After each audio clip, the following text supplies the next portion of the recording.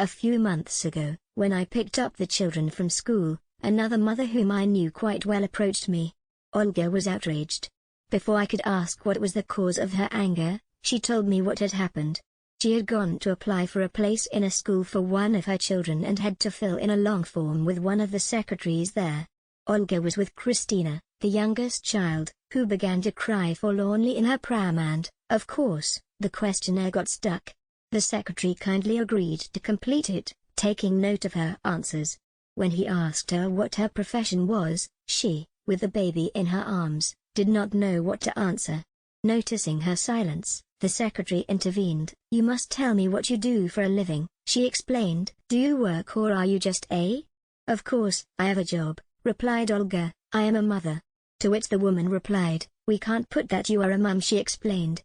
"That's not a profession. Let's write here that you do your work or that you are a housewife." "Which do you prefer?" was the secretary's emphatic reply. I had completely forgotten the story until one day the exact same thing happened to me, only this time it was at the town hall.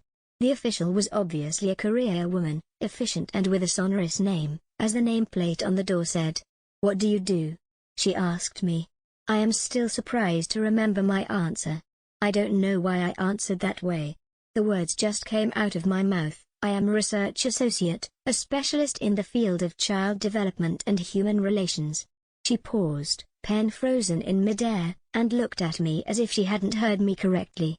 I repeated the title slowly, emphasizing the most important words. Then I watched in amazement as my pompous title was written with a steady hand on the official questionnaire. "May I ask what exactly it is that you do in this field?" In a very calm voice I heard myself say, "I participate in an open or continuous program of research, as you prefer, which takes place both in the laboratory and in the field, and the partial results of this work are collected in my doctoral thesis, The Whole Family. I have already written and corrected 4/5 of it, all my daughters. You should know that this profession is one of the most in demand in the field of human sciences. I usually work 14 hours a day, in reality it is more, about 24. I face many more challenges than in any other profession and the remuneration is splendid in all respects." To this I must add something priceless, respect in the official's voice as she filled in the form. Once the process was finished, she got up from her chair and personally escorted me out the door.